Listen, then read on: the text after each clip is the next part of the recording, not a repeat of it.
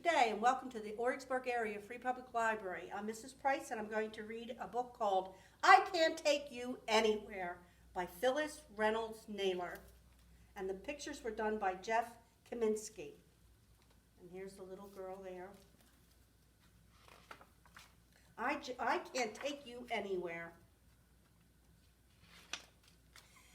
Amy Audrey Perkins was sort of a klutz. She spilled things, she dropped things, she stumbled, and she tripped. She was never quite sure how it happened. One minute she would be calmly eating her strawberry cone, and the next the ice cream would be in her lap. Mr. and Mrs. Perkins knew quite well what to expect, so they preferred not to take their daughter anywhere. They worked from morning till evening, and on weekends they liked to stay home and eat toast.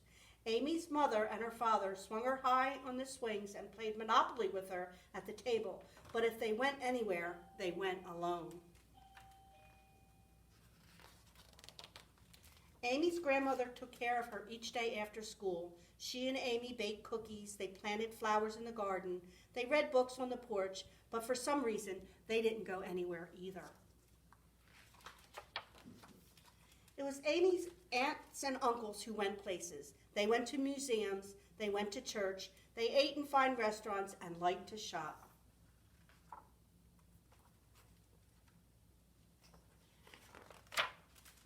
Take me with you, said Amy to Uncle Fred. So Uncle Fred took her to the museum. Amy stopped at the fountain to watch the goldfish. She leaned too far over and fell halfway in. Amy Audrey, I declare, I can't take you anywhere, said Uncle Fred, looking embarrassed.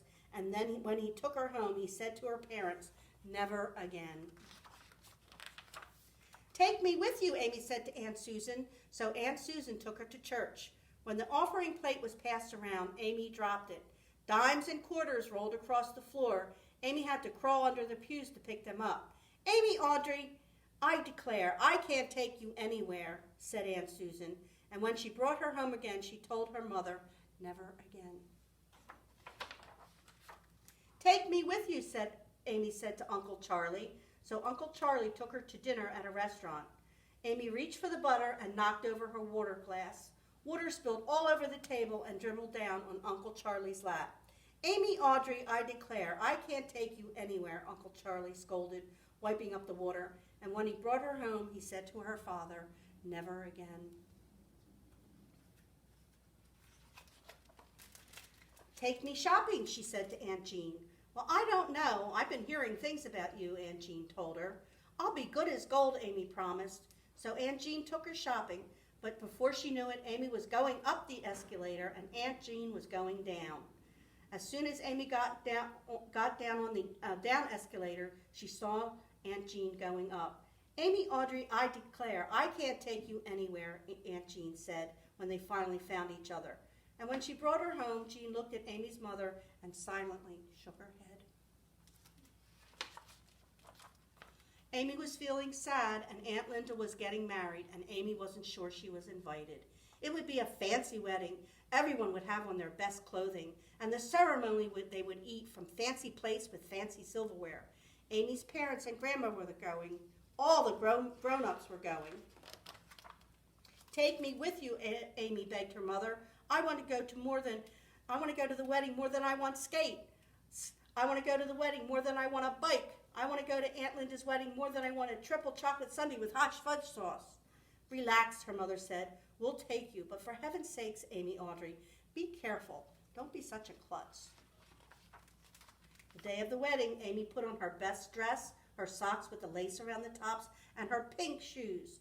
She was very still in church. She didn't cough or sneeze or burp. She didn't stumble or trip or fall down the steps, and she stood quietly outside the church when the bride and groom came out. At the wedding dinner with the fancy plates and silverware, Amy did not spill the water. She did not drop her fork. She took small bites of the wedding cake and even remembered to chew with her mouth closed. Aunt Susan was so surprised at how well Amy was doing that she dropped her fork.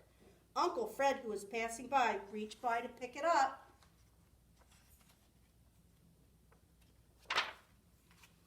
Aunt Jean, who was walking behind Uncle Fred, bumped into him and sent him sprawling. Uncle Charlie reached down to help up Uncle Fred and tripped a waiter who was carrying a tray high in the air. Oh no. The tray came down with a crash. There was salmon all over Aunt Susan and fruit on Uncle Fred, jelly on Aunt Jean's blue jacket, and cheese on Uncle Charlie. Amy Audrey Perkins quietly looked at the mess around her and said, "Aunts and uncles, I declare I can't take you anywhere." And she went on eating her cake. And that is the story of I Can't Take You Anywhere.